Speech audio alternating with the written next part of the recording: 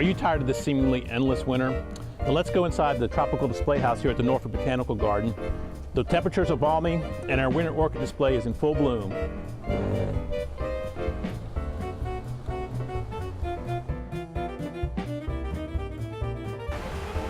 I'd like to introduce you to Joelle Miller, who's lucking up the garden in here.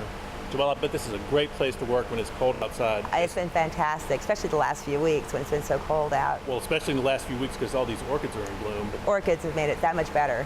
Well, I was hoping that you could tell us a little bit today about the orchids, how easy they are to grow, and what different kinds we have. I'd love to. Okay. So Les, you know, the orchids are the largest plant family in the world. They're found on all continents except for Antarctica. Wow. They grow anywhere from the ground to rocks, trees, anything you could think of, you can find an orchid growing in it. So they're pretty diverse. Very diverse. Can you show us like some of the major groups that we might have here in the Tropical Display House? Sure. So the Phalaenopsis would be a very good example of one that would grow on trees or maybe on rocks, somewhere a little lower light. Is that what they call the moth orchid? Yes, it is. Okay. Yes, it is. Very easy to grow. And what else do we have over here? We also have some different types of Oncidiums. Those are the yellow ones with all the petals on them? They call those dancing ladies or butterfly orchids. You see a lot of different names on those. They like a little bit more light, but about the same as water and heat and temperature. Very easy to take care of. What's this fancy one over here in the corner? This is your corsage type orchid called the Cattleya.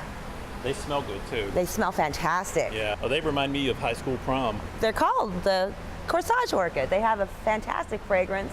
Some of the showiest orchids around, and it's gorgeous. They smell wonderful. They can be some of the most expensive ones too. So we also have examples of terrestrial orchids. That's the ones that grow on the ground. This is a Phaeus, which is also called a nun's cap orchid.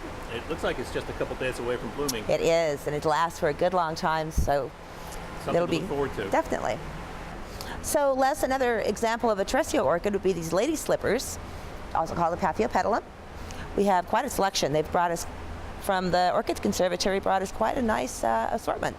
I have to say that these are probably my favorites. I think they're so bizarre and so unusual. I've never seen a flower like them. They're definitely interesting. Do you have a favorite in here? I can't make up my mind. It's whichever one I'm standing in front of. Every day it changes. There are so many different ones that I love them all. Okay. With close to 200 orchids in here now, I know you've got a lot to keep up with. I've never seen this many orchids in this Tropical Display House. Our orchid display wouldn't be possible this year without the help of the Kaplan Orchid Conservatory at Old Dominion University and the Tidewater Orchid Society. Both of them have been kind enough to lend us orchids and as well to give us a few for our collection. If you'd like to take a break from winter, our Tropical Display House is open daily and our orchid display will run through the end of March. And if you want to see even more orchids, the Tidewater Orchid Society will be holding their annual show and sale here from Friday, March 28th through Sunday, March 30th.